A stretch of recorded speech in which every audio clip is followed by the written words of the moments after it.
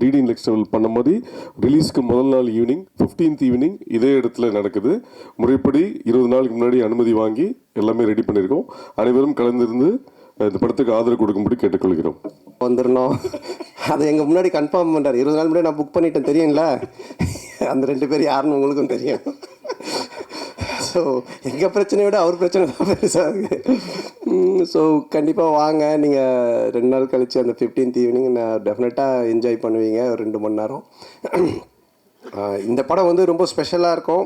என்னென்னா என்னுடைய படங்கள் நான் வந்து காமெடினா பண்ணும்பொழுது ஆர்யா எனக்கு ஃபோன் பண்ணி, எப்போயுமே நாங்கள் ரெகுலராக பேசிக்கிட்டே இருப்போம். ஆர்யா வந்துட்டு, ஏன் மச்சான் நீ காமெடி பண்ணும்பொழுது ஒரு ஜாலியாக இருப்ப, பயங்கரமாக நல்லா பண்ணுவே, ஏன் இப்போ ஹீரோவானதுக்கப்புறம் பயங்கர அந்த ஃப்ளோ இல்லையே அப்படின்னு கேட்டால், இல்லை மச்சான் நிறைய கமிட்மெண்ட்டு, நிறைய விஷயங்கள், இந்த படம் பண்ணுறது, அடுத்த படத்துக்கு ஒன்று இது பண்ணுறது, இதுக்கு நடுவில் யாராவது ஒருத்தங்க அட்வான்ஸ் எடுத்துகிட்டு வந்துடுறாங்க, அது கதை கூட சரியாக கேட்க முடியாமல் டக்குன்னு ஏதோ ஒரு கமிட்மெண்ட் ஆயிரும் அப்படின்னு. அப்போ ஆர்யா சொன்னது, இந்த படத்தில் நீ ஃபுல்லாக க்ரியேட்டிவிட்டியில் இறங்கி வேலை செய், உன்னோடைய பிரச்சனை எல்லாத்தையும் நான் பார்த்துக்கிறேன், உன்னோடைய ப்ராப்ளம் எல்லாத்தையும் நான் சால்வ் பண்ணுறேன், நீ ஒன்லி வேலை செய்ய வேண்டியது இந்த 1 இயர் இந்த படம் மட்டும்தான் அப்படின்னா, அது எனக்கு ஒரு மிகப்பெரிய ஒரு பலமாக இருந்தது. ஸோ நீங்கள் இந்த படத்தில் மறுபடியும் என்ன ஒரு நல்ல ஒரு கதை, திரைக்கதை, காமெடி, என்னுடைய ஆக்டிங், இது எல்லாமே வந்துட்டு நிச்சயமாக உங்களை வந்துட்டு திருப்திப்படுத்தும் நான் நம்புகிறேன். மே 16 தியேட்டரில் போய் பாருங்கள். அதே மாதிரி ஆனந்தை நான் சொல்லுவேன், தமிழ் உலகின் கிறிஸ்டோஃபர் நோலன் அப்படின்னு சொல்லுவேன். ஏன்னா ஆனந்த் பண்ணுற கதை வந்துட்டு ஒரு லைனில் இருக்கவே இருக்காது. ஹாரர் ஜானர்னால் ஹாரருக்குள்ளவே இருக்காது. டிடி ரிட்டர்ன்ஸ் நீங்கள் பார்த்தீங்கன்னா ஏற்கனவே நான் சொன்னேன், அந்த மாதிரி அதில் வந்து கேம் இருக்கும், அதில் ஒரு காசு காணாமல் போயிடும், அதில் ஒரு த்ரில்லர் இருக்கும், அதுக்கப்புறம் பார்த்தீங்கன்னா ஹாரருக்குள்ளே ஒரு அட்வென்ச்சர் இருக்கும். ஸோ இப்படி எல்லா லேயரையுமே வச்சு ஆனால் ரொம்ப அழகாக ரொம்ப ஈஸியாக பண்ணுவான். அந்த அளவுக்கு கொஞ்சம் நல்ல நாலேஜ் உள்ள ஒரு ஆள் ஆனந்த். ஸோ இந்த படமும் அது மாதிரி தான். இந்த கதையாக சொன்னால் யாருக்குமே புரியாது, என்னாலேயே புரிஞ்சிக்கவே முடியல. ஆனால் அதை ஒரு ஃப்ளோ பண்ணி ஒரு ஸ்க்ரீன் ப்ளேவாக பண்ணி ஒரு படம் அவுட்புட் காட்டும்போது தான் ரொம்ப நல்லா இருந்துச்சு. நல்ல காமெடியாக இருக்குது. டெஃபினட்டாக நீங்கள் எல்லோரும் சிரித்து பயங்கரமாக என்ஜாய் பண்ணுவீங்க. பட் நான் இங்கே என்ன தான் நாங்கள் கூவி படத்தை விற்றாலும் நீங்கள் பார்த்துட்டு சொல்கிறதா ரிசல்ட்டு. நீங்கள் தேட்டரில் பாருங்கள், ஃபேமிலியோடு பாருங்கள், குழந்தைங்க எல்லோரையும் கூப்பிட்டு போய் பாருங்கள், டெஃபினட்டாக என்ஜாய் பண்ணுவீங்க. கண்டிப்பாக நம்ம மே 15th ஈவினிங் இங்கே ப்ரிவியூவில் மீட் பண்ணுவோம். தேங்க்யூ. நன்றி. தேங்க்யூ. ஏதாவது இந்த படத்தில் எங்களை மாதிரி யூடியூப் ரிவ்யூவர்ஸை சாட்டையால் அடிக்கிறீங்களா, சப்போர்ட் பண்ணுறீங்களா? அது ரெண்டுமே இருக்குது. அதாவது வந்துட்டு 2 பேருக்குமே ஈக்குவலாக தான் ஆனந்த் பண்ணியிருக்காங்க. ஆக்சுவலாக வந்துட்டு ஒரு ரிவ்யூவர்னால் எப்படி இருக்கணும் அப்படின்றதும் இந்த படத்தில் இருக்குது. அதே மாதிரி ஆஸ் ஏ ஒரு ப்ரொடியூசர், டிரெக்டர்னால் அவங்க எப்படி இருக்கணும் அப்படின்றதும் இதில் இருக்குது. ரெண்டுமே இருக்குது இதில். கண்டிப்பாக ஒரு பட்சமாக இந்த படம் இருக்கவே இருக்காது. டைரக்டர் சார், கொஞ்சம் கூட மனசாட்சியே இல்லாமல் ஜோதிகா சூர்யா பாட்டை வந்து எப்படி டைரக்டர் யாஷிகா ஆனந்த் வச்சு எடுத்தீங்க? எங்கே மேடம் இருக்கீங்க? இல்லை மேம், அவங்க யார் தெரியும்ல, பத்திரிகை உலகின் நயன்தாரா. Hello ma'am. மேம், இது வந்து ஜிவிஎம் சார் ஆல்ரெடி இன்டர்வியூவில் சொல்லியிருக்காங்க. எங்கள் படத்தோட ப்ரீ ரிலீஸ் ஃபங்க்ஷன் முன்னாடி அவர் வேறு ஒரு இன்டர்வியூவில் கூட சொல்லியிருக்காங்க. ஆக்சுவலாக ரொம்ப என்ஜாய் பண்ணி பண்ணார். இது வந்து ஸ்க்ரீன் பிளேக்குள்ளே ஒரு சீக்வன்ஸ். இது ஆக்சுவலாக இது வெறும் காமெடிக்காக மட்டும் எடுக்கல, இது ஸ்க்ரீன் பிளேவாகவே இது தேவைப்படுது. ஸோ நாங்களே கொஞ்சம் ஹெசிடேட் பண்ணி தான் சார்கிட்ட கேட்டோம். பட் அவர் ரொம்ப ஸ்போர்ட்டிவாக இது பண்ணி தான் அவன் நல்லா இருக்குது இது அப்படின்னு சொல்லி பண்ணார். நீங்கள் தேட்டரில் பாருங்கள், பார்த்தீங்கன்னா உங்களுக்கு எதுக்காக பண்ணுன்றது ரிவீல் ஆகும் கண்டிப்பாக. Sir congratulations.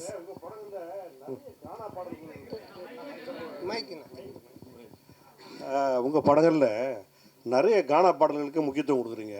அதுக்கு என்ன காரணம்? அதுக்கு இந்த ஹீரோக்களில் நீங்கள் ஹீரோவாக ஆகிட்டீங்க, அந்த மாதிரி இந்த இன்ட்ரோடக்ஷன் சாங்ஸு அந்த மாதிரிலாம் நீங்கள் இம்பார்ட்டன்ஸ் கொடுக்காம மெயினாக கானா பாடலுக்கு முக்கியத்துவம் கொடுக்குறதுக்கு என்ன காரணம்?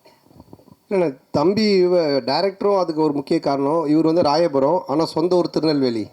அதனால தான் பைல்வான் ரங்கநாதன் நடிக்க வச்சிருக்கான் படத்தில், அவங்க ஊருக்காரங்க அப்படின்னு சொல்லிட்டு.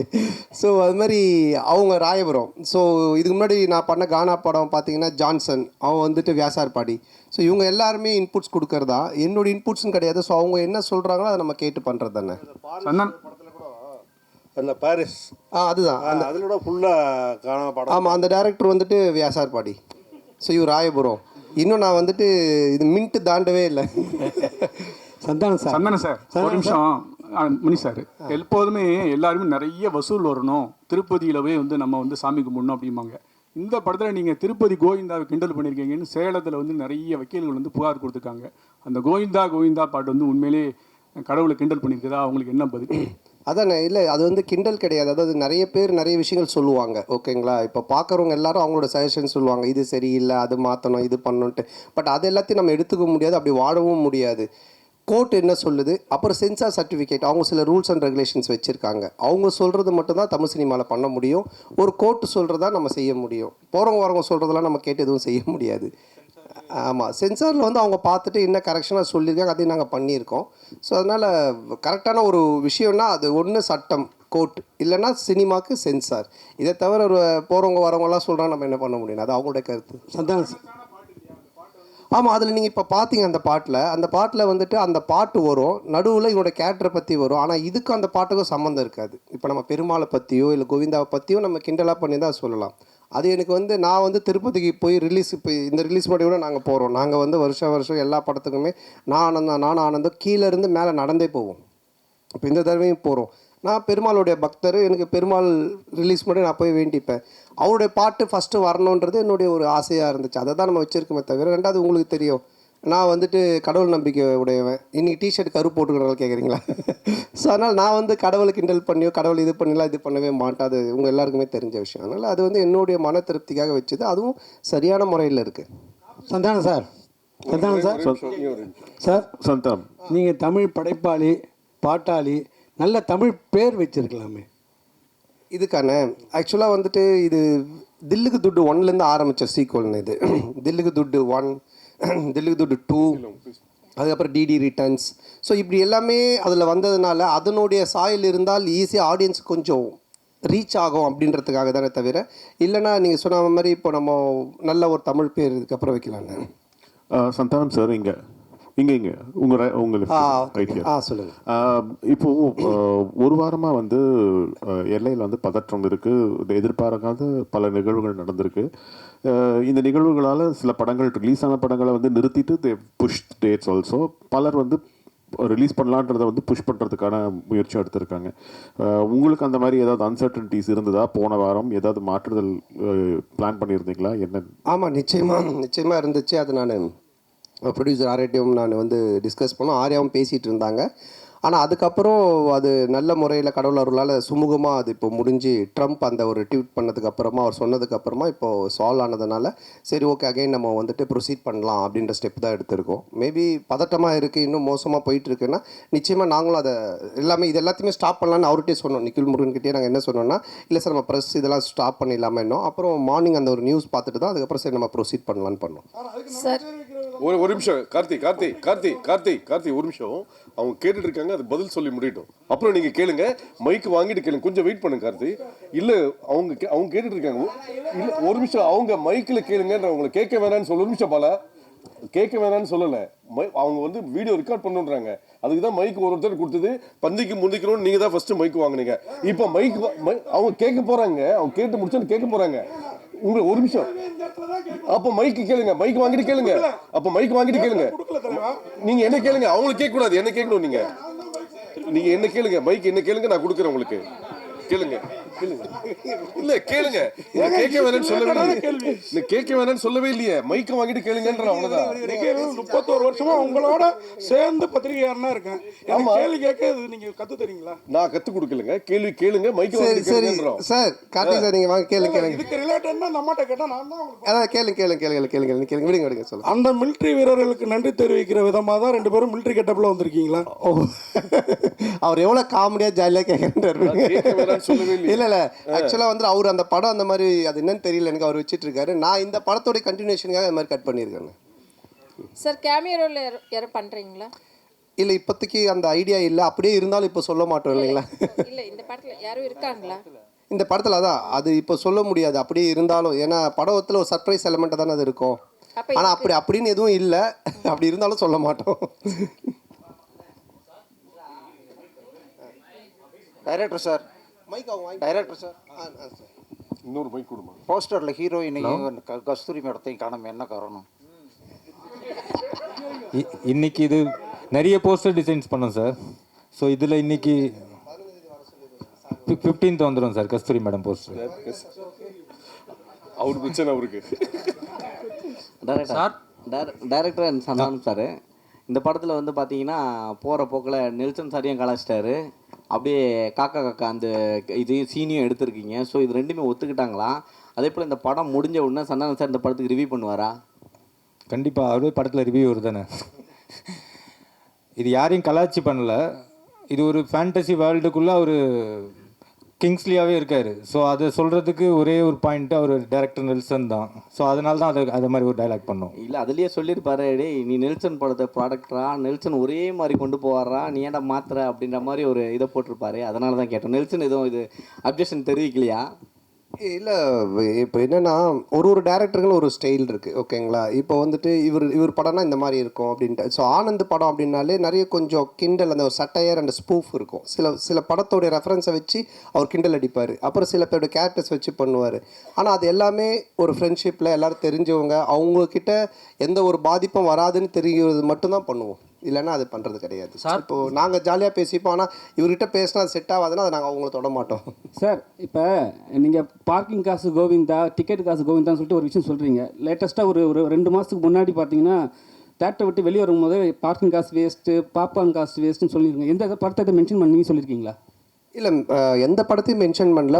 ஆடியன்ஸு மக்கள் டெய்லி என்ன பேசுகிறாங்க, டே டு டே அவங்க என்ன கரண்ட் சுச்சுவேஷனில் இருக்காங்கன்றதை பார்த்துட்டு அதை எடுத்து நம்ம படத்தில் வைக்கிறோம். எப்பவுமே படம் அதுதானே, என்ன நடக்குதோ அதை நம்ம எடுத்து அது சினிமாவாக காட்டும்போது நல்ல ரீச் கிடைக்கும்.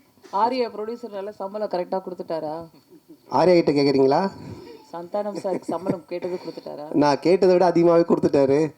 அதாவது வந்துட்டு என்ன சொல்கிறது, அதான் நான் சொன்னேன் இல்லைங்களா, நாட் ஓன்லி இந்த படத்தோடைய சம்பளன்றது இல்லாமல் என்னுடைய என்ன உனக்கு தேவை, எங்கேயும் போய் டக்குன்னு ஒரு அட்வான்ஸ் எடுத்துகிட்டு வராங்கன்னு சொல்லிட்டு கை நீட்டாத, எங்கேயும் வாங்காத, நீ வந்து 1 year ஃப்ரீயாக வேலை செய்யினாங்க. அதான் நான் சொன்னேன், வீட்டை விட இடிச்சாங்க, புது வீடே இப்போ கட்டியிருக்காங்க. எல்லாம் காரணம் ஆர்யா பவன் தான். சார், இந்த படத்தில் ஆனால் சந்தானம், இந்த படத்தில் பார்த்தீங்கன்னா கவுண்டமணி சார் தான் ஒரு படங்கள்லாம் பார்த்தீங்கன்னா பேர் வைப்பார், கொயகா கச்ச மூஞ்சி, அனில் மூஞ்சி, அந்த மாதிரிலாம். ஸோ நீங்கள் வந்து நிறைய பேருக்கு இப்போ இந்த படத்துலேயே பார்த்தீங்கன்னா கெளுத்தி, கெண்டை, குறவ மீன் அந்த மாதிரிலாம் வச்சுருக்கீங்க. ஸோ இது எப்படி உங்களுக்கு மாட்டுதா? ஜிலேபி மூணுலாம் வந்து இல்லையே, நான் இதில் யாருக்கும் பேர் வைக்கலையே. பாட்டு எழுதும்போது அந்த கெளுத்தி என்ன அது அவருடைய பேரே கெளுத்தி தான். ஒரிஜினல் நேமே கெளுத்தி, ஒரிஜினல் பேரே கெளுத்தி தான். எனக்கு கெளுத்தி இல்லை, நாங்கள் வைக்கல, அவங்க ஒரிஜினல் பேரே அதுதான். சார், உங்களுக்கு சூர்யா ஜோதிகா பாட்டு எடுக்கும்போது கௌதம் மேனன் வந்து என்ன சொன்னாருன்னா, அவர் படத்தையே ரீக்ரியேட் பண்ணியிருக்காரு. அதுவும் நீங்கள் தான் சொல்லணும், கிண்டல் பண்ணி நீங்கள் ரொம்ப எடுத்துருக்க மாதிரி எடுத்துருக்கு. அது யாஷிகா ஆனந்த் கூட ஸ்லோ மோஷனில் கூட விட்டு அவர் ஒத்துக்கிட்டாரா இப்படி? இல்லைண்ணா, இப்போது அதான் நான் சொல்கிறேன், இப்போ நீங்கள் பார்க்குறது ஒரு ட்ரெய்லர் இந்த டீசர்லாம் என்னென்னா உங்களுக்கு படத்தை பார்க்கக்கூடிய ஒரு ஆர்வத்தை தூண்டுறதுக்காக நாங்கள் துண்டாக கட் பண்ணி வைப்போம். அவருடைய முன் கதை என்ன பின் கதை எதுவுமே தெரியாது. அப்போ அதை பார்க்கும்போது உங்களுக்கு ஒரு என்ன சொல்கிறது, இது என்னவா இருக்கும், இது என்ன அப்படின்னு ஒரு கொஸ்டின் கேட்கலாம். அந்த ஒரு வைரலுக்காக தான் அதை பண்ணுறோம். பட் படமாக நீங்கள் பார்த்துட்டானுங்க அது ரொம்ப கிளியர் பிக்சரில் கரெக்டாக வரும். 1000 தான் சொல்லுங்கள். அந்த பாட்டை பார்க்கும்போது சூர்யா ஜோதியாவுக்கும் வராதா, சூர்யா ரசிகர்களுக்கும் வராதா? நீங்கள் எவ்வளோ கிண்டல் பண்ணியிருக்கீங்க? இல்லை, இது கிண்டலாகவே வராதுண்ணா. இப்போ என்னென்னா அவர் அந்த படத்தோடைய இயக்குனர், அவர் அதை பண்ணுறாரு, அது ஏன் பண்ணுறாரு, அதுக்கு ஒரு காரணம் இருக்குது. அந்த காரணத்தை சொல்லும்போது கண்டிப்பாக தப்பாக இருக்காது. நிறைய படத்தில் நிறைய ரெஃபரன்ஸ் வைக்கிறாங்க, அது கரெக்டாக அந்த கதையோட ஒத்து வந்தால் ஓகே. திடீர்னு துண்டா சும்மா வெறுப்பேற்றதாக வச்சுன்னா தப்பாக இருக்கும். அண்ணா, உங்களுக்கு வந்து ஆர்யாவை ரொம்ப பிடிக்கும். இப்போ ப்ரொடியூசராக நல்லா பிடிச்சிருக்கா, நண்பராக பிடிச்சிருக்கா? ஆர்யாவையா? இல்லை, ரெண்டுமே தான். ஏன்னா நண்பனாக இருந்ததுனால தான் அந்த ப்ரொடியூசராக மாதிரி 2 பேருமே வந்துட்டு என்ன சொல்கிறது, ப்ரொடியூசராக இருக்கும்போது சில நேரத்தில் சண்டை வரும், நண்பனாக இருக்கும்போது சண்டை வராது. அடிக்கடி கோச்சிப்பான். அது மாதிரி வந்துட்டு இது நான் சொன்ன இது மாதிரி பண்ணவே இல்லை, இது பாரு இப்படி ஆயிடுச்சுன்னு. ஃபஸ்ட் டே ஷூட்டிங்கே கால் பண்ணி நான் வந்து உனக்கு காமெடி சூப்பர் ஸ்டார் நான் சும்மா தான் பேர் வச்சேன், நீ நிஜமாலே பண்ணிகிட்டு இருக்க அப்படின்னா. ஏன் என்னென்ன வேட்டியன் ஷூட்டிங்கில் எவ்வளோ செலவு தெரியுமா அப்படின்னா, தெரியாது மச்சான் இவ்வளோ செலவு அப்படின்னா. நம்ம ஷூட்டிங்கில் எவ்வளோ செலவு தெரியுமா, எவ்வளோன்னா அதே செலவு, அதே 200 பேர், அதே இது. நான் உனக்கு காமெடி சூப்பர் ஸ்டார் பேர் வச்சா சூப்பர் ஸ்டாருக்கு இவ்வளோ நீ செலவு பண்ணுவியா அப்படின்னு சொல்லி கோச்சிக்கிட்டான். அப்புறம் நான் சொன்னேன், இல்லை மச்சா இது மாதிரி இதில் தேவைப்படுது அப்படின்னு. ஸோ அதுக்கப்புறமா ரொம்ப சண்டே ஆகிடுச்சேன். டக்குன்னு நான் என்ன பண்ணுவேன்னா, ஒரு 2 நாள் ஈஷாக்கு போயிடுவேன். உடனே ஃபோன் அடிப்பான், அங்கே அடிச்சிட்டு இல்லை சத்குருட்ட காசு வாங்கி கொடு அப்படின்வான். அவர்கிட்ட எப்போ காசு வாங்கி தர முடியும்னு, நீ அங்கே தானே போகிற, எனக்கு காசு வாங்கி கொடுத்துட்டு போ, அவர் பேர் போட்டு ப்ரொடியூசர் அப்படின்வான். சரி மச்சா வந்து. ஸோ ப்ரொடியூசர் அது மாதிரி இடி சண்டை வரும். நண்பனாக இருக்கும்போது எதுவுமே இருக்காது, ஃபுல்லாக ஜாலியாக தான். ஆமாம், கொஞ்சம் அடிக்கடி நடக்கும். சார், போன மேடையில் அவங்கள கடவுளாக பார்த்து காலில் விழுந்தாரு கூல் சுரேஷ். இந்த படத்தில் இருக்கிறாரா? காணும். இல்லை, இந்த படத்தில் இல்லை. கடவுளை கொஞ்சம் அவருக்கு தரிசனத்தை கொஞ்சம் தள்ளி வச்சுருக்கோம். அவரும் வந்து படத்தை ரிவ்யூ கொடுப்பாரு. சார் சார் இங்கே சொல்லுங்கள். ஒரு பாட்டில் வந்து பார்த்தீங்கன்னா படம் போட்டு 1 மணி நேரம் கழித்து வர்றாங்க, ஓசி டிக்கெட்டில் வராங்கன்னு சொல்கிறீங்களா, அது யாரை சொல்கிறீங்க? இல்லை, இப்போது நிறைய பேர் வந்துட்டு பார்த்தீங்கன்னா பப்ளிக்கில் வந்துட்டு இஷ்யூ பண்ணுறாங்க, ஏதோ ஒரு டிக்கெட்ஸ் கொடுக்குறாங்க, இல்லை ஃபேன் ஷோ போடுறாங்க, ஏதோ ஒன்று பண்ணுறாங்கன்னு வச்சுக்கோங்க. அதில் கும்பலில் சில பேர் வராங்க, வந்துட்டு அவங்கெல்லாம் சில விஷயங்கள்லாம் பேசுகிறாங்க. அது வந்துட்டு நாளைக்கு பார்த்தீங்கன்னா வைரல் ஆகுது. அது நிறைய என்ன சொல்கிறது, ரிவ்யூஸ் ஷோஸில் நீங்கள் பார்த்தீங்கன்னா இருக்கும். ஸோ இப்போ இதை வந்துட்டு வைரலாக நிறைய பேர் பேசுகிறாங்க, கமெண்ட்ஸில் சொல்கிறாங்க, இவன் ஓசி டிக்கெட்டில் வந்தவன்பா, இவன் பார் லேட் அண்ட் டாச், இதெல்லாம் வந்து கமெண்ட்ஸில் வர்றது. அது எல்லாத்தையும் எடுத்து தான் அந்த லிரிக்கெல்லாம் கெளுத்தி எழுதுனது. ஸோ எழுதும்போது எனக்கு நல்லா இருந்துச்சு, நாங்கள் கேட்டோம், இதெல்லாம் லைவில் இருக்குன்னா சரி ஓகே பண்ணிட்டோம். ஏன்னா நீங்கள் இந்த படத்தில் எப்படி ஓசி டிக்கெட் வாங்கி படம் பார்க்குறீங்களா இல்லை தேட்டரில் போய் வாங்கி படம் பார்க்குறீங்களா? நான் கொஞ்சம் ஓசி டிக்கெட் தான், ஏன்னா ரிவ்யூ பண்ணுறோம் இல்லைங்களா, அப்போ ரிவ்யூ பண்ணும்போது எங்களுக்கு ஒரு ஷோ போடுவாங்க, அப்போ போவோம். அதனால தான் என்ன வச்சு அதை கலாச்சி பண்ணியிருக்காங்க. ஆனால் சந்தானே, இந்த வருஷம் பார்த்தீங்கன்னா உங்களுக்கு அதிகமாக உங்கள் நட்பு சைடில் வந்து இழப்புகள், 2 இழப்புகள், சேஷன்னா இன்னொன்று ஆண்டனி. ஸோ இந்த படத்தில் சேஷ் இருந்தால் எப்படி இருந்திருக்கும்? ஏன்னா இப்போ இல்லை. ஸோ ஒருவேளை சேஷுக்கான ஏதாவது சீக்வன்ஸ் ஏதாவது வச்சுருந்தீங்களா? அது இல்லாமல் டிடின்ற இதுக்கு வழக்கம் போயிட்டுருக்கு. இல்லை இருக்குது, அதாவது வந்து எங்கள் டீம் எல்லாருக்குமே தான் நாங்கள் எழுதுவோம், அதில் இருந்துச்சு. ஆனால் பட்டு காலத்தின் இது அவர் இல்லை. பட் எல்லாருக்குமே எங்கள் டீமில் எல்லாருமே வச்சு தான் எழுதுவோம்.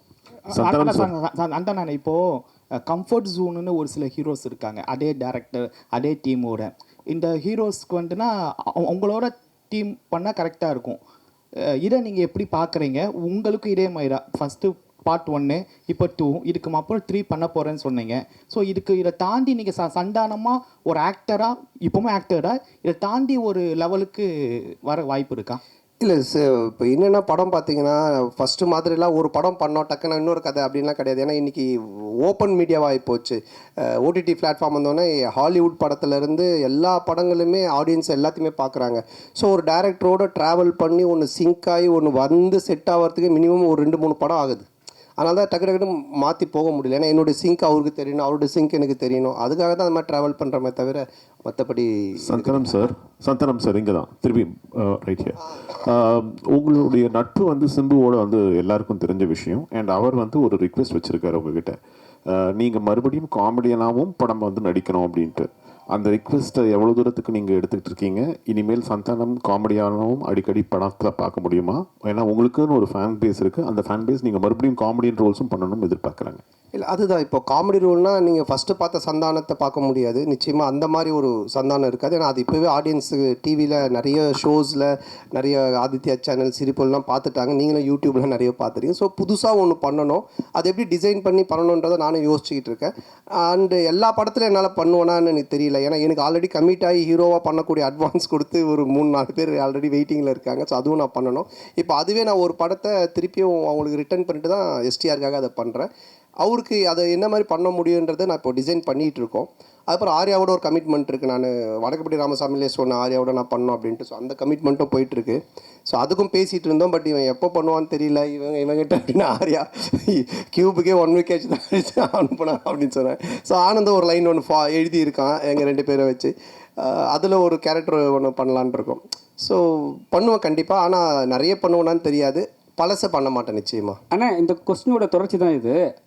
சிம்பு சார் சொன்னார், தமிழ் சினிமாவில் காமெடி நடிகர்கள் குறைஞ்சிட்டாங்க, காமெடியும் கம்மியாகிடுச்சுன்னு சொல்கிறாங்க. அது எப்படி நீங்கள் பார்க்குறீங்க? அவர் சொன்னதுக்கு என்ன வந்து பார்க்குறீங்க, நான் எப்படி சொல்கிறேன்? இல்லை, ஏன்னா அவர் உங்களை வச்சு தான் சொன்னார். நீங்களாம் வந்து ஆக்டர் ஆகி போயிட்டீங்க, ஹீரோ ஆகி போயிட்டீங்க. ஸோ வந்து தமிழ் சினிமாவில் காமெடி கம்மியாகிடுச்சுன்னு சொன்னார். இல்லை, என்கிட்ட அவர் பர்சனலாக சொல்ல பப்ளிக்காக எல்லார்கிட்டையும் சொன்னார். அப்போ நீங்கள் நடிக்க வாங்கன்னு கூப்பிட்டா நான் அதுக்கு எஸ்ன்னு சொன்னேன். அதை நான் எப்படி சொல்ல முடியும்? ஆரியா சார், சார்பட்டா பயங்கர ஹிட்டு, பிளாக் பஸ்டர், செகண்டும் வரப்போகுதுன்றாங்க. அதில் நீங்கள் இருக்கீங்களா, இல்லை அடுத்த படத்துக்கு ப்ரொடியூசராக காலத்தில் இறங்க போகிறீங்களா சந்தானம் சார் வச்சு? இல்லை, இப்போ சார்பட்டா வந்து ஆகஸ்ட்லேருந்து ஷூட்டிங், இப்போ பார்ட் 2. இப்போ வந்து வேட்டுவம் ரஞ்சித் சார் அந்த படம் ஷூட்டிங் போயிட்டுருக்கு. ஸோ கண்டிப்பாக அது ஆகஸ்ட்லேருந்து பார்ட் 2 ஸ்டார்ட் பண்ணுறோம். சார் நீங்கள் ப்ரொடியூஸ் பண்ணதுக்கப்புறம் சந்தானம் சார் நீங்கள் சொன்ன மாதிரி கேட்க ஆரம்பிச்சாரா, இல்லை அவர் சொல்கிறது நீங்கள் கேட்க ஆரம்பிச்சிங்களா? ஏன்னா பாட்லேயே சொல்லியிருப்பாரு. இந்த படம் பொறுத்த வரைக்கும் என்ன, ப்ரொடியூசர்னு பேர் தான், பண்ணதெல்லாம் இவர் தான். ஏன்னா அதை நான் சொன்னல, ஃபஸ்ட் டே ஷூட்டிங் போய் அந்த செலவு லிஸ்ட் எடுத்து பார்த்தேன். டேய், உண்மையான கப்பலில் ஷூட் பண்ணாலும் இவ்வளோ செலவாகுதுடா அப்படின்னு சொன்னேன். பட் நான் அதாவது சொன்ன மாதிரி இந்த படம் அப்படி எடுத்திருந்தா தான், இப்போ நீங்கள் அந்த குவாலிட்டியாக எடுத்திருந்தா தான் அது அதோட அவுட்புட்டு அது தேவைப்படுது. பட் அது வந்து எவ்வளோ பெஸ்ட்டாக, எவ்வளோ எஃபிஷியண்ட்டாக ப்ரொடக்ஷன் சைட்லேருந்து எவ்வளோ கம்மியாக நம்ம பண்ண முடியுமோ அது வந்து கம்மின்னா வேஸ்டேஜ் இல்லாமல் எங்களால் எங்களோட எக்ஸ்பீரியன்ஸ் டீமை வச்சு அது மேக்ஸிமம் வேஸ்டேஜ் கட் பண்ணி அது பெஸ்ட்டாக பண்ண முடிய அளவுக்கு பண்ணியிருக்கோம். பட் எதுவுமே நான் கண்ட்ரோல் பண்ணது நான் ஒன்றே ஒன்று தான் அவர்கிட்ட சொன்னேன், எது தேவையோ பண்ணு, கண்டிப்பாக பண்ணாமல் இருக்காத. ஸோ அப்படி தான் இது பண்ணது. பட் ஃபுல்லாக பண்ணது அவர் தான். சந்தானம் சார், நீங்கள் காமெடி வெளிப்படத்தில் பண்ண மாட்டேன் அப்படின்னீங்க. சிம்புவோட நட்புக்காக இப்போ காமெடி போடுவீங்க. அதுமாரி பழைய ப்ரெஸ் மீட்டில் சொன்னீங்க நான் வந்து அரசியல் பக்கமே போக மாட்டேன் அப்படின்னு. இப்போ உங்கள் நண்பர் உதயநிதி சார் வந்து பார்த்தாவா எனக்கு ஹெல்ப் பண்ணு அப்படின்னு அடுத்த மே மாதம் கூப்பிட்டாருன்னா சிம்பு மாதிரி அந்த கொள்கையை மாற்றி ஏதாவது பிரச்சாரத்துக்காவது போகிறதுக்கு ஐடியா இருக்கா? சரி, அரசியலை பொறுத்த வரைக்கும் சார், யார் கூப்பிட்டாலும் யார் இது பண்ணாலுமே ஒரு விஷயம் தான் நான் வந்து தெளிவாக சொல்கிறது என்னென்னா, நீங்கள் உழைச்சா உங்களுக்கு சாப்பாடு, நான் உழைச்சா எனக்கு சாப்பாடு, இதை தவிர வேறு எதுவுமே கிடையாது. பட் நட்பு ரீதியாக சில விஷயங்கள் இருக்குது, இதெல்லாம் பண்ண முடியும், இதெல்லாம் பண்ண முடியாது. இப்போ நான் சிம்பு சார் எஸ்டிஆரில் என்ன கூப்பிட்டாலும் இப்போ அவர் வந்து சந்தானத்துக்கு கம்ஃபர்டபுளாக என்ன காமெடி பண்ண முடியும், அவருக்கு என்ன செய்ய முடியும் கேரக்டரா அப்படின்ற அந்த ஃப்ரீடம் எனக்கு கொடுத்துருக்காரு. அதையே பண்ணணும் அப்படின்னு அவர் என்னை ஃபோர்ஸ் பண்ணல, இல்லை அந்த மாதிரி ஒன்று சொல்லலை. அது மாதிரி உதய் சார் கூப்பிட்டாலும் அதுக்குன்னு சில எனக்கு இந்த கம்ஃபர்டபுள் ஓகே, இதை நான் பண்ண முடியும், நான் வந்து சொல்ல முடியும், இதெல்லாம் எனக்கு ஓகேனா நான் நிச்சயமாக போய் பண்ணுவேன். சார் சந்தானம் சார், அடுத்த வாரம் பார்த்தீங்கன்னா நீங்கள் நடித்த படம், சூரி நடித்த படம், யோகி பாபு நடித்த படம், உங்களுக்குள்ளாரே ஒரு போட்டி வந்துடுச்சு. அது எப்படி பார்க்க? ஏன் மற்ற இன்னொருத்தர் விட்டுட்டிங்களே, டாம் க்ரூஸ், மிஷன் இம்பாசிபிள், அவரையும் சேர்த்துக்குங்க. ஏன் அவர் ஹாலிவுட்டுங்களை விட்டுட்டீங்க? அப்புறம் ஃபைனல் டெஸ்டினேஷன், அந்த ஹீரோ பேர் என்ன, ஹீரோயின் பேர் என்ன, பேர் தெரியல, அவங்களே சேர்த்துங்க. 5 பேர். நான் தமிழ்நாட்டை விட்டு தான் அதனால் தெரியல. ஸோ அதனால் எல்லாரையும் சேர்த்துங்க, மொத்தமாக எல்லோரும் காம்படிஷன்னால் எத்தனை படம் வந்தாலும் ஓடும் சார், நல்லா இருந்துச்சுன்னா. சார் ஆர்யா சார், நீங்கள் இதில் ப்ரொடியூசராக மட்டும் ரோல் பண்ணுறீங்களா, இல்லை ஏதாவது ஒரு சின்ன கேமியோ ரோல்? இல்லை சார் ஒன்லி ப்ரொடியூசர் ரோல் மட்டும்தான். ஆனால் சந்தன என்ன தான் படம் கஷ்டப்பட்டு எடுத்தாலும் ரிவ்யூவர் வந்துட்டு முதல் நாளே கிழிச்சு தொங்க விடுவாங்க. இதை எப்படி பார்க்குறீங்க? ஏன்னா ரொம்ப கஷ்டப்பட்டு தான் எடுக்கிறோம் எல்லாருமே. ஸோ ஏதாவது மிஸ்டேக் வரும். இல்லை, அதை பார்க்கறத விட உங்கள் 2 பேர் தான் நான் பார்க்குறேன். மாற்றி ஏதாவது ஒரு பிரச்சனை பண்ணுன்ட்டு இந்த அன்னிக்கேள்வி போய் இந்த அன்னிக்கேள்வி 2 பேர் பண்ணுறத நான் நல்லா பார்த்துக்கிட்டு இருக்கேன். சரி, அப்படிலாம் கிடையாது. நல்ல படம் வந்தால் நல்லா இருக்குன்னு தான் சொல்கிறாங்க. ஓகேங்களா? ஸோ வந்துட்டு இப்போ இவர் ப்ளூ சட்டை மாறனே பார்த்தீங்கன்னா எல்லா படத்தையும் அவர் கழுவி ஊற்றுறது இல்லை, நல்ல படத்தை நல்லா இருக்குன்னு தான் சொல்கிறாரு அவர். இந்த மாதிரி எல்லாம் நிறைய ரிவ்யூஸ் வந்து நல்லா இருக்கிற படத்தை நல்லா இருக்குன்னு சொல்கிறாங்க. அதனால் இது நல்லா இருந்துச்சுன்னா நல்லா இருக்குன்னு சொல்ல போகிறாங்க, அவ்வளோதான். தப்பு இருந்துச்சுன்னா நாங்கள் பார்த்துட்டு இது தப்பாக இருந்தால் உண்மையிலேயே நாங்கள் திருத்திக்க பார்ப்போம். தப்பு இல்லைன்னா அவர் சரி அவர் ஏதோ சொல்கிறான்னு சொல்லிட்டு போவோம், அவ்வளோதான். ஆனந்த் சார், தொடர்ந்து சந்தான சாருக்கே ஸ்கிரிப்ட் பண்ணிட்டு வந்துருக்கீங்க செகண்டு. அடுத்ததும் சந்தான சாருக்கே தான் லைன் சொல்லியிருக்கீங்கன்னு சொல்கிறாங்க. அடுத்து வெளியே வரதுக்கான வாய்ப்பு இருக்குமா? வேறு ஹீரோக்களுக்கு பண்ணுறதுக்கான வாய்ப்புகள்? இல்லை, கண்டிப்பாக பண்ணணும். அப்படி தான், அதுதான் ஃபஸ்ட்டு ஆர்யா சார் வச்சு ஒரு ரிஹர்சல் பார்க்கலான்னு. இல்லை, ஆர்யா சாருக்கு சொன்னாங்க முன்னாடியே, லைன் இருந்தால் சொல்லு, ரெடி பண்ணி சொல்லு அப்படின்னாங்க. ஸோ கண்டிப்பாக இது முடிஞ்சோன்னே அடுத்து சாருக்கு தான். சந்தானம் சார், இந்த படத்தில் கஸ்தூரிக்கு வந்து நீங்கள் பையனாக நடிக்கீங்க, அவங்க அம்மாவாக நடிக்காங்கன்னு ஒரே பேச்சாக இருக்குது. அது எப்படி யோசிச்சு பார்த்தீங்க? கஸ்தூரி அம்மாவா? செட்டில் நீங்கள் அம்மா அம்மா அப்படின்னு கூப்பிடும்போது அவங்க ஃபீலிங் எப்படி இருந்தது? கஸ்தூரி மேடம் சார் கேட்க சொன்னாரா? நான் கேட்டால் வந்து ஏதாவது சொல்கிறாங்க, நீ கேளு. இல்லை, அதான் நீங்கள் இது படம் பார்த்தீங்கன்னா தெரியும். ஏன்னா வந்துட்டு அவங்களுடைய என்ன சொல்கிறது, அவங்கள வந்து அம்மாவாக கூப்பிட்டு அவங்கள வந்து பண்ண வைக்கணுன்றது எங்களுடைய வந்துட்டு மோட்டிவேஷனே கிடையாது. ஏன்னா இப்போ எனக்கு ஒரு அம்மானா அவங்களுக்கு ஒரு ஏஜ் குரூப் இருக்குது, அதை கூப்பிட்டு தான் பண்ணுவோம். பட் இது ஒரு ரீசன் இருக்குது கதையில் அப்படின்றது தான் நாங்கள் எக்ஸ்பிளைன் பண்ணோம். அதை கேட்டுட்டு அவங்களுக்கு ரொம்ப பிடிச்சி போச்சு. ஸோ அதனால தான் அவங்க அதை பண்ணாங்க. நீங்கள் படம் பார்க்கும்போது நீங்கள் கண்டிப்பாக கஸ்தூரி மேடமோட ஃபேனாக தான் இருப்பீங்க. அதனால் வந்துட்டு நிச்சயமாக அவங்களுக்காக 2 தடவை பார்ப்பீங்க. சார் டேரக்டர் சார், அது மாதிரி அன்றைக்கி சந்தானம் சார் அந்த ஆடியோ ரிலீஸில் பேசுகிறப்ப அவருக்கு புக் காமெடி இருக்குது, மொட்டராஜனுக்கு எலி காமெடி இருக்குது அப்படின்னு. சந்தானம் சாருக்கு என்னெல்லாம் காமெடி இருக்குது படத்தில்? சந்தானம் சார் தான் இந்த காமெடியோட ஃப்ளோவே டேக் ஓவர் பண்ணுறவர். டோட்டலாக உங்களுக்கு ஓப்பனிங் படம் ஆரம்பித்ததுலேருந்து இந்த படத்தில் தான் சொன்னேன், ஓஜி சாண்டா ரிட்டர்ன்ஸ்ன்ற மாதிரி. ஏன்னா ஓவரால் இந்த படத்தையே கேரி ஓவர் பண்ணுறது சந்தானம் சார் தான். அவரோட ஸ்க்ரீன் ப்ரெசன்ஸ்லேருந்து அவரோட லுக்கு, அவரோட பாடி லாங்குவேஜ் ரொம்ப ஃப்ரெஷ்ஷாக இருக்கும். உங்களுக்கு பார்க்கும் போது ஆடியன்ஸ்க்கும் சரி, எனக்கு அதான் எப்பயுமே சொல்லுவேன், எனக்கு ரொம்ப பிடிச்சது பார்த்தா காட்டுப்பூச்சி அந்த மாதிரி கேரக்டர்ஸ் பண்ணணுன்னு. ஸோ அதை பிரேக் பண்ணுவான் இந்த கிசா 47. கண்டிப்பாக என்ஜாய் பண்ணுவீங்க சார். சந்தானம் சார், இந்த டிடி பிரச்சனை உங்களை விட்டு போகவே மாட்டுது. இந்த டிடி பிரச்சனைக்கு ஏதாவது தீர்வு இருக்கா? ஏன்னா உங்களுக்குள்ளேயே தான் நடந்துகிட்ருக்குன்னு ஒரு வார் போயிட்டுருக்கு அப்படின்றாங்க. இல்லை, அது வந்துட்டு என்ன சொல்கிறது, ஒரு படம் ரிலீஸ் ஆகும்போது இப்போ பல பிரச்சனைகள் வரும். இப்போ அண்ணன் கேட்டாங்க தெரியுங்களா, சாங்கை பற்றி, டிடியை பற்றி வரும், அதை பற்றி வரும், போஸ்டரை பற்றி வரும். இது வந்து யூஸ்வலாக சினிமா நம்ம பண்ணும்போது எல்லாமே வரும். பட் ஒன்றே ஒன்று தான், எதுவுமே சட்ட ரீதியாக கோர்ட் மூலமாக ஒரு விஷயம் ஆனால் மட்டும்தான் அது பிரச்சனை. இல்லைனா மற்றெல்லாம் சும்மா வாய் பேச்சு. இப்போ நீங்கள் கூட 10 வார்த்தை கேட்கலாம். ஏன்னா நீங்களும் பிளாக் டிஷர்ட், நானும் பிளாக் டிஷர்ட், எது என்ன மாதிரி போட்டுவீங்க கூட கேட்கலாம். பார்த்தீங்களா, கைட்டிட்டு வெறும் உடம்போட எப்போ முடியும் நீங்கள் வீட்டுக்கு? ஸோ அந்த மாதிரி தான் அது. சட்ட ரீதியாக என்னவோ அதுக்கு பதிலாக ஆன்சர் சொல்ல முடியும். வேறு கொஸ்டின்? அனைவருக்கும் நன்றி, வணக்கம். நன்றி நன்றி, ரொம்ப நன்றி. படத்தை வந்து பாருங்கள், தொடர்ந்து சப்போர்ட் பண்ணியிருக்கீங்க. இந்த படத்தையும் கொஞ்சம் சப்போர்ட் ஆஃப் பண்ணிட்டீங்களா இருக்கா இதெல்லாம்? கொஞ்சம் படத்தை சப்போர்ட் பண்ணுங்கள். நன்றி, தேங்க்யூ. ஒரு குறள் ஒன்று சொல்லணும் இந்த இடத்துக்கு. முகநக நட்பது நட்பல்ல, நெஞ்சத்து அகநக நட்பது நட்பு. அந்த குறளுக்கு பொருத்தமாக ஒரு 2 பேர் செலக்ட் பண்ணணும்னு சொன்னால் அது ஆர்யா சாரும் சந்தானம் சாரும் தான். ஏன்னா அவங்களோட பாண்டிங் வந்து அப்படி ஒரு பாண்டிங்கு. எனக்கு இவ்வளோ பெரிய ப்ராஜெக்ட் கிடச்சதுக்கு காரணமே அவங்களோட அந்த நட்பு தான்.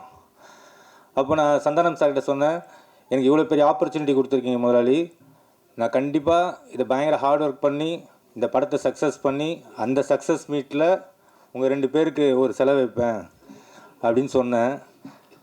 படமும் நான் கேட்ட மாதிரி எல்லாமே ப்ரொடக்ஷன் லெவலில் ஆர்யா சார் கொடுத்தாங்க. படம் நல்ல பெரிய பெரிய லொக்கேஷனு, க்ரூஸ், அது இதுன்னு போச்சு. ஷூட்டிங் நல்லபடியாக முடித்தோம். போஸ்ட் ப்ரொடக்ஷன் ஆரம்பிச்சுது. அது வரைக்கும் எனக்கு நண்பேண்டான்னு தான் குரல் கேட்டுட்டு இருந்தது. ரிலீஸ் டேட் ஃபிக்ஸ் ஆகி அந்த டெட்லைன் கிராஸ் பண்ணும்போது ஆர்யா சாருக்கும் சந்தானம் சாருக்கும் daily phone conversation, heat argument. அப்போ தான் சந்தானம் சார் எனக்கு ஃபோன் பண்ணி சொன்னார், நீ செலவு வைக்கலனா கூட பரவாயில்ல, எங்கள் ஃப்ரெண்ட்ஷிப்புக்கு உழ வச்சிடாத, ஆர்யா கேட்குற டைமில் அந்த அவுட்டை கொடுத்து தொலைடா அப்படின்னாரு. எப்படியோ கஷ்டப்பட்டு ஃபைனல் அவுட்டு சூப்பராக எடுத்து ஆர்யா சைட்டை கொடுத்தாச்சு. சார் கியூபுக்கு போயிடுச்சு சார். ஏன்னா இந்த படம் வந்து ஒரு யூஸ்வலான ஹாரர் மூவி கிடையாது. இதுக்குள்ளே ஒரு ஃபேண்டஸியான ஒரு வேர்ல்டு இருக்குது. இதோட போஸ்ட் ப்ரொடக்ஷன் ஒர்க் ரொம்ப டஃப்பு. ஆக்சுவலாக இதுக்கு பெரிய சப்போர்ட் பண்ணது விஎஃப்எக்ஸ் டீம், லார்வன் சரிகர சுதன் சாருக்கு இந்த இடத்துல தேங்க்ஸ் சொல்லிக்கிறேன். அப்புறம் அவங்க டீம் செல்வா, செந்தில், மகேந்தர், நிறைய பேர் இருக்காங்க அதில், சுந்தர், அதுக்கப்புறம் ரஞ்சித், இந்த மாதிரி நிறைய பேர் டே அண்ட் நைட் இந்த படத்துக்காக ஒர்க் பண்ணாங்க. மெயினாக என்னோடய அசோசியேட்டு தனேஷ்க்கு இந்த இடத்துல மெயினாக தேங்க்ஸ் பண்ணிக்கிறேன். ஏன்னா அவன் சிங்கிளாக இந்த படத்தோட போஸ்ட் ப்ரொடக்ஷன் ஒர்க் என் கூட இருந்து பயங்கர ஹார்ட் ஒர்க் பண்ணான். அப்புறம் எடிட்டர் சைடில் விக்கி. ஸோ இந்த மாதிரி நிறைய பேர் இந்த படத்துக்கு பயங்கர சப்போர்ட் பண்ணி பயங்கரமாக இந்த போஸ்ட் ப்ரொடக்ஷன் ஒர்க்கும் முடித்து இப்போ அவுட் கொடுத்துருக்கோம். படம் ரொம்ப சூப்பராக வந்திருக்கு. May 16th எல்லோரும் ஃபேமிலியோடு போய் பார்த்து இந்த படத்தை என்ஜாய் பண்ணணும். நான் மெயினாக இப்போ ஆர்யா சார்கிட்ட சொல்கிறேன், சார் நீங்கள் பெரிய டென்ஷன் எதுவும் எடுத்துக்காதீங்க. ஏன்னா இந்த படத்தை ப்ரெஸ் அண்டு மீடியா பீப்புள் கண்டிப்பாக நல்லபடியாக போய் மக்கள்கிட்ட சேர்த்துருவாங்கன்னு நான் நம்புகிறேன். ஏன்னா என்னோடய போன படம் டிடி ரிட்டர்ன்ஸ் பிளாக் பஸ்டர் ஆகிறதுக்கு காரணமே ப்ரெஸ்ஸும் அந்த மீடியா பீப்புளும் தான். ஸோ பெரிய சப்போர்ட் பண்ணிங்க. அதே சப்போர்ட் இந்த படத்துக்கும் கிடைக்குன்றது நம்புகிறேன். Thank you so much. மெயின் இந்த படத்தில் நடித்த ஆர்டிஸ்ட்டை பற்றி ஒரு வார்த்தை சொல்லிடுறேன். 2 பெரிய லிஜெண்ட் டேரக்டர்ஸ் பண்ணியிருக்காங்க, Selvaraghavan sir and Gautham Menon sir. ரொம்ப சப்போர்ட்டிவாக எங்கள் ஸ்கிரிப்டுக்கு நாங்கள் என்ன சொல்கிறோமோ அதை பக்காவாக பண்ணி கொடுத்தாங்க. அதுக்கப்புறம் கஸ்தூரி மேடம், நிழல்குருவை சார், அப்புறம் எங்களோட ஹீரோயின் கீதிகா, யாஷிகா ஆனந்த், இவங்க எல்லாருக்கும் நான் ரொம்ப தேங்க் பண்ணுறேன். அப்புறம் எங்களோட காமெடியன்ஸ் மாறன் அண்ட் கிங்ஸ்லி, இன்னும் நிறைய பேர் இந்த படத்துக்காக ரொம்ப பெரிய லெவலில் ஒர்க் பண்ணியிருக்காங்க. அது இல்லாமல் டெக்னீஷியன்ஸ் தீபக் குமார், எங்களோட ரெகுலராக எங்களோட மூவிஸில் அவர் தான் கேமராமேனாக இருப்பார். இந்த படத்துக்கு அவரும் மிகப்பெரிய சப்போர்ட் பண்ணியிருக்காரு. ஆர்ட் டைரக்டர் மோகன், அப்புறம் editor Bharath, stunt master Silva, Hari Dinesh, இது மாதிரி எனக்கு நிறைய பெரிய பெரிய டெக்னீஷியன்ஸ் இந்த படத்துக்குள்ளே ஒர்க் பண்ணி இந்த படத்தை இன்னும் பெரிய லெவலில் கொண்டு வந்திருக்காங்க. May 16th கண்டிப்பாக குடும்பத்தோடையும் குழந்தைங்களோடையும் வந்து பார்த்து இந்த படத்தை என்ஜாய் பண்ணுங்கள். இது ஒரு சம்மர் ட்ரீட்டாக இருக்கும். இது டேர் டெவில் நெக்ஸ்ட் லெவல் சொல்கிறது, டெவில்ஸ் டபுள் நெக்ஸ்ட் லெவல் சொல்கிறத விட Santhanam sir next level, Santa's next level. கண்டிப்பாக பார்த்து என்ஜாய் பண்ணுங்கள். Thank you so much. எல்லாருக்கும் வணக்கம். ரொம்ப சந்தோஷமாக இருக்கும் உங்களெல்லாம் இன்றைக்கி மீட் பண்ணுறது திரும்ப இன்னும் 1 வீக்குள்ளேயே. இந்த படம் வந்து ஆக்சுவலாக பிரேம் கதை சொன்னோன்னே எனக்கு லாஸ்ட் அவரோட டிடி ரிட்டர்ன்ஸ் வந்து ரொம்ப பிடிக்கும். ஏன்னா இட்ஸ் ஜஸ்ட் நாட் ஒரு மைண்ட்லெஸ் காமெடின்னு இருக்காது அந்த படம். ஆக்சுவலாக பார்த்தீங்கன்னா அதில் ஒரு நல்ல ஒரு ஸ்டோரி இருக்கும், அதுக்கான ரீசனிங் இருக்கும், அதுக்கான ஒரு ப்ளே இருக்கும், அதுக்கான ஒரு கேம் இருக்கும். ஸோ அது வந்து ரொம்ப இன்ட்ரெஸ்டிங்காக இருந்தது. அது அந்த அந்த ஸ்பேஸில் வந்து அந்த காமெடி வந்து ரொம்ப பியூட்டிஃபுல்லாக எக்ஸிக்யூட் பண்ணியிருப்பார். ஸோ அதே மாதிரி பிரேம் வந்து இந்த கான்செப்ட் சொன்ன உடனே ரொம்ப இன்ட்ரெஸ்டிங்காக இருந்தது. ஒரு படத்துக்குள்ளேயே தியேட்டரில் உள்ளே போய் அந்த படத்துக்குள்ளே அந்த கேரக்டர்ஸ் வந்து அந்த படத்துக்குள்ளே டிரான்ஸ்போர்ட் ஆகிடுறானுங்க. ஸோ அது வந்து ரொம்ப ஒரு நாவல் ஐடியா, ஒரு இன்ட்ரெஸ்டிங்கான ஐடியா. இதில் எப்படி ஒரு காமெடியும் சரி, அதில் ஹாரர் எலிமெண்ட் எப்படி கொண்டு வர போகிறாருன்னு ரொம்ப ஆர்வமாக இருந்தேன். பட் அந்த லைன் ஐடியா சொன்னதுக்கப்புறம் நான் அவர்கிட்ட சொன்னது, நீ கரெக்டாக பண்ணிட்டேன்னா இது சூப்பராக இருக்கும் ஆஸ் எ ஃபில்ம் அப்படின்னு. ஸோ கம்ப்ளீட்டாக பண்ணி முடித்த உடனே ரியலி லைக் இட். சந்தானம் சாரும் கேட்ட உடனே அவருக்கும் ரொம்ப பிடிச்சிருந்தது. So that's why beyond budget எல்லாமே வந்து அதெல்லாம் பார்க்காம இந்த படம் எடுத்தால், இந்த குவாலிட்டியில் எடுத்தால், இந்த லொக்கேஷன்ஸ் எல்லாம் யூஸ் பண்ணி எடுத்தால் மட்டும்தான் இதோட 100% ஒரு எக்ஸ்பீரியன்ஸ் பண்ண முடியும்னு அப்பயே முடிவு பண்ணிட்டோம். ஸோ கண்டிப்பாக சந்தானம் சாரோட அவரோட சப்போர்ட் இல்லாமல் இது பண்ணியிருக்க முடியாது. So I think full and full Santhanam வந்து இதில் வந்து ஆலோசிச்சு அவங்க பிரேம் கூட சேர்ந்து என்னெல்லாம் பெஸ்ட்டாக இதில் பண்ண முடியுமோ அவங்க 2 பேரும் சேர்ந்து பண்ணியிருக்காங்க. தட்ஸ் என்னோட இன்புட்லாம் ரொம்ப கம்மி தான். பட் தேர் எஃபர்ட் ஒரு லாஸ்ட் ஆல்மோஸ்ட் இயர் இந்த ப்ராஜெக்டில் தான் அவங்க 2 பேரும் ட்ராவல் ஆகிட்டுருக்காங்க. ஸோ கண்டிப்பாக இந்த படம் நல்லா வந்து இருக்குன்னு எல்லோரும் நம்புகிறோம். ஸோ இந்த 16th ரிலீஸ் ஆகும்போது நீங்களும் பார்ப்பீங்க. So definitely very happy as a ப்ரொடியூசராக இந்த படம் ப்ரொடியூஸ் பண்ணியிருக்கேன்னு ரொம்ப ஹாப்பியாக இருக்கேன். அண்ட் கண்டிப்பாக அந்த ஹாப்பினஸ் வந்து இன்னும் அடுத்த லெவல் போகணும்னு நினைக்கிறேன். டெஃபினெட்லி இது மிகப்பெரிய சக்ஸஸ் ஆனால் இதோட நெக்ஸ்ட் லெவல் 2 கண்டிப்பாக சேர்ந்து பண்ணுவோம். So definitely so looking forward to it. Very positive about this project, அதை தான் நான் சொல்லுவேன். So thank you so much.